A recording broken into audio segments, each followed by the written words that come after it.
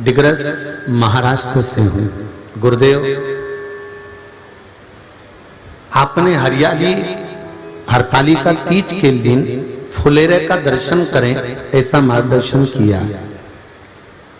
महाराष्ट्र में फुलेरा किस तरह से बनाया जाता है हम लोगों को स्मरण नहीं है। क्या उस फुलेरे का वर्णन आप हमें करेंगे? कैसी पत्ती लगाना चाहिए, कैसा फूल? हमको ये प्रश्न कल यहाँ से जाने के बाद आ चुका था सीहोर के ऑफिस में, और उसके बाद हमने पंडितों को कहा था कि एक फुलेरा तैयार कर रखें और उस फुलेरे का दर्शन सभी को लाइव कराएं, जिससे घर पर या मंदिर में आप शिव जी की जब आराधना करें तो उसके ऊपर फुलेरा बंधा होना चाहिए। जैसे ये शिवलिंग आपने बनाया बालू रेत का, मिट्टी का, जो शिवलिंग का निर्माण करा है, उस शिवलिंग का निर्माण करने के बाद में आपके मध्य में जब आप शिवलिंग बनाते हो घर के अंदर हॉल में या मंदिर में, तो ऊपर कोई कुंडी वगैरह लगी हो, पंखा लगा हो, उस पे से रस्सी बांध कर लेकर आकर इस फुलेरे को इस तरह से शिव जी के ऊपर लटकाया जाता है। इसको फुलेरा कहते हैं। ये भगवान शंकर का अखंड सौभाग्य देने का फुलेरा होता है, जिसको माता पार्वती जी, उमा, कात्यायनी देवियों ने इसका स्मरण किया। एक गोल होता है, गोल, चौकोर, तिरछा, जिस तरह से भी बनाना हो, पर शिव जी के ऊपर नीचे शंकर भगवान होते हैं। ये थोड़ा ऊंचा, जिससे पूजन भी आराम से हो जाए, इसको ऊंचाई की ओर लगाया जाता है, जिससे भगवान, जैसे अपन जलाधारी लगाते हैं, उसी तरह से इस फुलेरे को लगाया जाता है।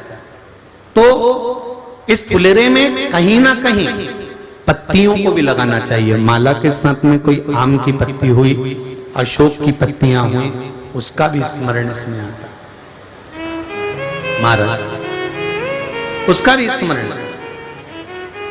जैसे भगवान देवाधिदेव महादेव का शिवलिंग का जब दर्शन हो गए सबको फुलेरा का, अरे जम के तो बोलो, हो गए ना? और जितने लोग आस्था पर सुन रहे हैं, जितने लोग फेसबुक यूट्यूब पर सुन रहे हैं, अगर आपके स्मरण में फुलेरा नहीं हो तो उसका दर्शन अवश्य करिएगा। शिव मंदिर में अगर जलाधारी भी लगी हुई है तो जलाधारी से फूल बांधकर नीचे की ओर लटकाना चाहिए, पर लटकाना चाहिए, फुलेरा बनाना चाहिए।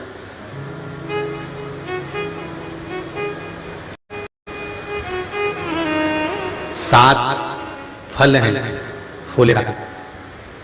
कितने फल हैं? 7। ध्यान दीजिएगा। पहला,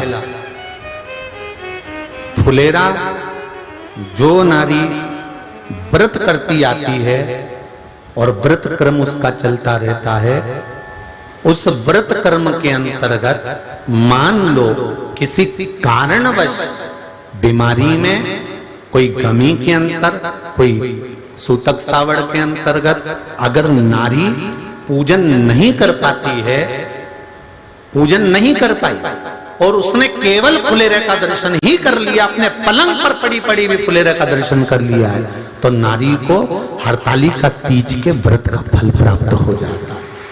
7 फल हैं भगवान शंकर के हरतालिका तीज के फुलेरे का। पहला फल व्रत का मूल। दूसरा,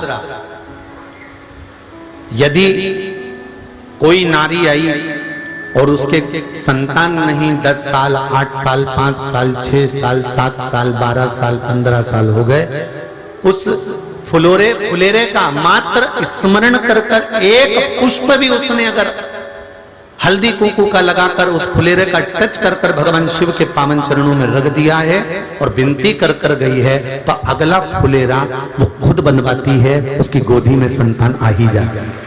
अगला फुलेरा वो खुद बनवाएगी, के जाएगी, जी जी अगली बार फुलेरा मेरी तरफ से बनवा देना, मंदिर में फुलेरा मेरी तरफ से लगवाना, अगली बार जब तुम पूजन करो तो फुलेरा मेरी तरफ से बनवाना। ये फुलेरे का महत्व। तीसरा, महाराज हम कोई दान, गौदान, हरतालिका तीज की किताब है आपके यहाँ, जो लोग पढ़ते होंगे हरतालिका तीज की किताब, उसमें लिखा है ब्राह्मण देव को ये दान देना है, ऐसा दान देना है। अब कोई गरीब है, कोई साधारण है, नहीं है किसी की कैपेसिटी, नहीं दे सकता, तो क्या होता है? तो कहा हम गौदान नहीं कर पाते, हम स्वर्णदान नहीं कर पाते, हम वस्त्रदान नहीं कर पाते, हम मुद्रा दान नहीं कर पाते, हम अन्नदान नहीं कर पाते, हम ये सारे दान अगर नहीं भी कर पाते हैं तो शिव महापुराण की कथा कहती है तीसरा फल फुलेरे का है कि मात्र फुलेरे का दर्शन स्पर्श कर लेने से सारे दानों का पुण्य फल प्राप्त हो जाता है। यह तीसरा फल फुलेरे। अब हरतालिका तीज का फुलेरे का चौथा महत्व है महाराज। चतुर्थ महत्व हरतालिका तीज के फुलेरे का है, जो कुंवारी कन्या हरतालिका व्रत करती है, पहली बार जो हरतालिका तीज का व्रत करती हैं या हरतालिका तीज का उद्यापन कर देती हैं या किसी कारणवश शरीर ऐसा नहीं रहा कि बिना पानी के नहीं रह सकती, तो 2 बूंद अगर उन्होंने पानी भी पी लिया है या कोई कारणवश एक कुछ गलती हो भी गई है तो मात्र फुलेरे का दर्शन कर लेने से वो गलती शंकर स्वीकार कर उसको क्षमा कर देते हैं। ये चतुर्थ भाव के अंतर।